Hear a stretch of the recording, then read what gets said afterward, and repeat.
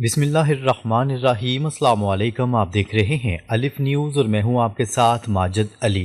شامل کرتے ہیں پاکستان اور دنیا بھر سے بریکنگ نیوز ہیڈ لائنز۔ امریکہ کا وینزویلا پر بڑا فوجی حملہ۔ امریکہ نے وینزویلا پر بڑے پیمانے پر فوجی حملہ کر دیا۔ صدر ڈونلڈ ٹرمپ نے اعلان کیا کہ امریکی فورسز نے کامیاب آپریشن کیا۔ وینزویلا کے دارالحکومت کارکاس میں متعدد دھماکے سنے گئے۔ امریکی فضائی حملوں سے فوجی اڈوں کو شدید نقصان پہنچا۔ امریکی اسپیشل فورسز نے صدر نکولس مدورو اور ان کی بیوی کو بھی گرفتار کر لیا۔ انہیں ملک سے باہر منتقل کر دیا گیا ہے۔ یہ آپریشن منشیات کی اسمگلنگ کے خلاف بتایا جا رہا ہے۔ ڈونلڈ ٹرمپ کا کہنا تھا کہ جلد مزید تفصیلات اور پریس کانفرنس ہوگی۔ وینزویلا کے فوجی اڈوں پر امریکی حملے، شدید تباہی۔ امریکہ کے حملے میں وینزویلا کی فضائیہ کے ہیڈ کوارٹرز تباہ ہو گئے۔ فورٹ ٹیونا اور لا کارلوٹا ایئر بیس کو نشانہ بنایا گیا۔ کارکاس میں کم از کم 7 دھماکے ہوئے۔ شہر کے کئی علاقوں میں بجلی بند ہو گئی۔ لوگ گھروں سے نکل کر سڑکوں پر آ گئے۔ امریکی ہیلی کاپٹروں نے زمینی آپریشن بھی کیا۔ ڈیلٹا فورس نے مدورو کو گرفتار کرنے میں کلیدی کردار ادا کیا۔ وینزویلا کی بندرگاہ اور ایئرپورٹس کو بھی نقصان پہنچا ہے۔ نکولس مدورو اور بیوی گرفتار، امریکہ منتقل۔ امریکی صدر ڈونلڈ ٹرمپ نے تصدیق کی ہے کہ مدورو اور ان کی بیوی گرفتار ہو چکے ہیں اور انہیں وینزویلا سے باہر اڑا کر لے جایا گیا۔ یہ گرفتاری امریکی قانون نافذ کرنے والے ادارے کے ساتھ مل کر کی گئی۔ مدورو پر منشیات کی اسمگلنگ کے الزامات ہیں۔ امریکہ میں ان پر مقدمہ چلایا جا سکتا ہے۔ وینزویلا کی نائب صدر نے مدورو کی زندگی کی تصدیق مانگی ہے۔ حکومت نے اسے جارحیت قرار دے کر مذمت کی۔ یہ واقعہ 2026 کی سب سے بڑی پیش رفت ہے۔ وینزویلین ڈیفنس منسٹر زندہ۔ وینزویلا کا مزاحمت کا اعلان۔ وینزویلا کے ڈیفنس منسٹر ولادیمیر پارڈینو زندہ ہیں۔ انہوں نے کہا ہے کہ ہم ہتھیار نہیں ڈالیں گے اور فتح حاصل کریں گے۔ حکومت نے قومی ایمرجنسی نافذ کر دی۔ فوج کو پورے ملک میں تعینات کر دیا گیا۔ امریکی حملے کو ملک کی خود مختاری پر حملہ قرار دیا جا رہا ہے۔ کئی شہریوں اور فوجیوں کے ہلاک ہونے کی بھی اطلاعات ہیں، جس کے بعد حکومت نے اپنی عوام سے سڑکوں پر نکلنے کی اپیل کر دی اور اب یہ مزاحمت طویل ہو سکتی ہے۔ امریکہ کے وینزویلا پر حملے پر عالمی رد عمل۔ روس، ایران اور کیوبا کی شدید مذمت۔ دنیا بھر سے امریکی حملے پر رد عمل آنا شروع۔ روس نے فوری وضاحت مانگ لی۔ ایران نے اسے خود مختاری کی خلاف ورزی قرار دیا، جبکہ کیوبا نے اسے دہشت گردی کہا۔ کولمبیا نے سرحد پر فوج تعینات کر دی۔ ارجنٹائن کے صدر نے مدورو کی گرفتاری کا جشن منایا۔ اقوام متحدہ کی سیکیورٹی کونسل کا اجلاس طلب کیا جا رہا ہے۔ یہ حملہ عالمی قوانین کی خلاف ورزی ہے۔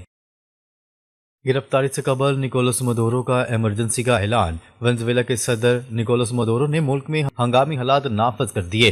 صدر مدورو کا کہنا تھا کہ امریکہ نے باقاعدہ جنگ مسلط کر دی ہے۔ انہوں نے الزام عائد کیا کہ امریکہ رجیم چینج آپریشن کے تحت انہیں قتل کرنا چاہتا ہے۔ حکومت کے مطابق امریکی افواج کسی بھی وقت زمینی کارروائی شروع کر سکتی ہے، جبکہ اہم فوجی تنصیبات کو میزائل حملوں کا نشانہ بنایا گیا۔ سمندری ناکہ بندی کے باعث تیل کی ترسیل مکمل طور پر روک دی گئی۔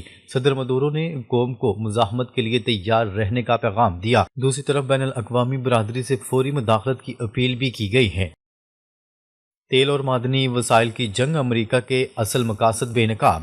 ماہرین کے مطابق وینزویلا پر حملے کی اصل وجہ تیل اور معدنی ذخائر ہیں۔ وینزویلا دنیا کے سب سے بڑے تیل ذخائر رکھنے والے ممالک میں شامل ہے۔ امریکہ ماضی میں بھی ایسے ممالک کو نشانہ بناتا رہا ہے جہاں قدرتی وسائل وافر ہوں۔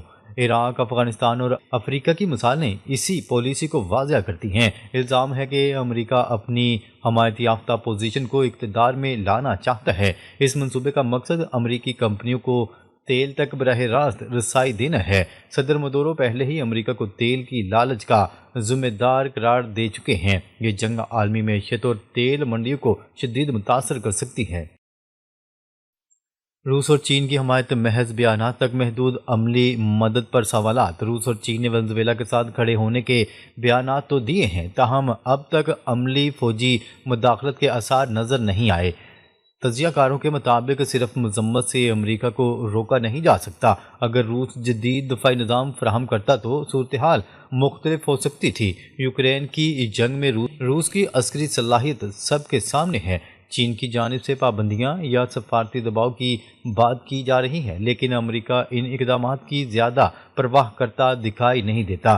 یہ رویہ آئندہ ایران اور دیگر ممالک کے لیے خطرناک اشارہ ہے۔ ایران سے جنگ امریکہ کے لیے سب سے بڑی تاریخی غلطی ثابت ہو سکتی ہے۔ امریکی سابق فوجی مشیر نے خبردار کیا ہے کہ ایران سے جنگ امریکہ کے لیے تباہ کن نتائج لا سکتی ہے۔ ان کا کہنا تھا کہ امریکی فوجی اڈے اس وقت ایران کے براہ راست نشانے پر ہیں۔ ایران کے جدید میزائل اور ڈرون حملے امریکی دفاعی نظام کو ناکام بنا سکتے ہیں۔ اس نظام میں ہزاروں امریکی فوجیوں کی ہلاکت کا خدشہ ظاہر کیا گیا ہے۔ ماہرین کے مطابق یہ جنگ امریکہ کے عالمی وقار کو شدید نقصان پہنچائے گی۔ خلیج فارس میں امریکی ڈرونز کی پروازیں، خطے میں جنگ کا خطرہ بڑھ گیا۔ امریکی نیوی کے ڈرون خلیج فارس میں مسلسل پروازیں کر رہے ہیں۔ ذرائع کے مطابق یہ ڈرون ایران کی عسکری تنصیبات کی جاسوسی میں مصروف ہیں۔ ایران نے خبردار کیا ہے کہ کسی بھی حملے کا سخت جواب دیا جائے گا۔ ماہرین کا کہنا ہے کہ ایک معمولی غلطی بھی مکمل جنگ کو جنم دے سکتی ہے۔ خطے میں تیل اور گیس کی سپلائی کو شدید خطرات لاحق ہو چکے ہیں۔ ایران کی میزائل طاقت، امریکی دفاعی شیلڈ بے اثر ہونے کا خدشہ۔ سابق امریکی کرنل کے مطابق ایران کے میزائل انتہائی جدید اور مہلک ہیں۔ ان میزائلوں کی رینج امریکی فوجی اڈوں تک بآسانی پہنچ سکتی ہے۔ امریکہ کے پاس اس وقت ایسا دفاعی نظام موجود نہیں جو مکمل تحفظ دے سکے۔ ایران نے اپنی دفاعی صلاحیتیں امریکی حکمت عملی کو سامنے رکھ کر تیار کی ہیں۔ اس صورتحال میں امریکہ کو غیر معمولی جانی و مالی نقصان اٹھانا پڑ سکتا ہے۔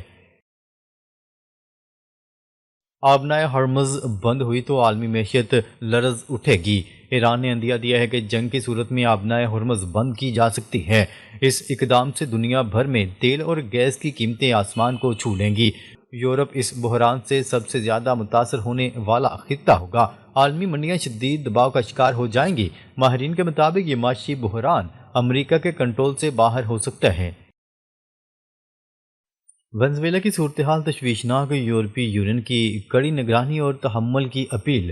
نائب صدر یورپی کمیشن نے کہا ہے کہ یورپی یونین وینزویلا میں پیدا ہونے والی صورتحال پر گہری اور مسلسل نظر رکھے ہوئے ہے۔ ان کا کہنا تھا کہ وینزویلا میں حالات کافی خراب ہو چکے ہیں، جس کے باعث خطے میں عدم استحکام کے خدشات بڑھ رہے ہیں۔ نائب صدر کے مطابق یورپی یونین تمام فریقین سے ضبط اور تحمل اور احتیاط برتنے کی اپیل کرتی ہے تاکہ صورتحال مزید بگڑنے سے روکی جا سکے۔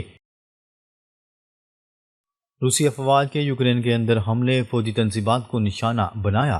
روس کی وزارت دفاع نے کہا ہے کہ یوکرین کی جانب سے روسی شہری اہداف پر کیے گئے دہشت گردانہ حملوں کے جواب میں روسی افواج نے بھی یوکرین کے اندر بڑے اور 6 گروہی فوجی حملے کیے ہیں۔ ماسکو میں جاری بیان کے مطابق ان حملوں میں یوکرین میں ڈرون تیار کرنے والے مراکز، ڈرون لانچنگ سائٹس، دفاعی صنعت سے منسلک کارخانے اور توانائی کا وہ بنیادی ڈھانچہ نشانہ بنایا گیا جو فوجی صنعت کو بجلی فراہم کرتا ہے۔ آبنائے تائیوان میں کسی بھی اشتعال انگیزی کا سخت رد عمل دیا جائے گا، چین نے خبردار کر دیا۔ روس میں چین کے سفیر نے خبردار کرتے ہوئے کہا کہ آبنائے تائیوان میں کسی بھی بدنیتی پر مبنی اشتعال انگیزی کا چین بھرپور اور فیصلہ کن جواب دے گا۔ غیر ملکی ذرائع ابلاغ کی رپورٹ کے مطابق ایک انٹرویو میں چینی سفیر کا کہنا تھا کہ تائیوان سے متعلق معاملے میں جو بھی اقدامات ریڈ لائن عبور کریں گے وہ لازمی طور پر چین کے سخت رد عمل کو جنم دیں گے۔ انہوں نے خبردار کرتے ہوئے کہا کہ چین اپنی خود مختاری اور علاقائی سالمیت کے تحفظ پر کوئی سمجھوتہ نہیں کرے گا۔ سعودی عرب کی یمن کو تنازع پر ثالثی کی پیشکش، ریاض میں مذاکرات کی دعوت۔ سعودی عرب نے یمن کی سعودی حمایت یافتہ صدارتی قیادت کونسل کی درخواست کا خیر مقدم کرتے ہوئے یمن کے جنوبی علاقے میں جاری تنازع کے حل کے لیے ریاض میں مذاکرات کروانے کا اعلان کیا ہے۔ سعودی وزارت خارجہ کے مطابق جنوبی یمن کے تمام دھڑوں کو ریاض میں ایک فورم میں شرکت کی دعوت دی گئی ہے تاکہ جنوبی مسئلے کا منصفانہ اور جامع حل تلاش کیا جا سکے۔ امریکی صدر کا پیغام غیر ذمہ دارانہ اور خطرناک ہے، ایرانی وزیر خارجہ عباس اراغچی۔ ایرانی وزیر خارجہ عباس اراغچی کا کہنا ہے کہ امریکی صدر ڈونلڈ ٹرمپ کا پیغام غیر ذمہ دارانہ اور خطرناک ہے۔ ان کو علم ہونا چاہیے کہ عوامی املاک پر مجرمانہ حملوں کو برداشت نہیں کیا جا سکتا۔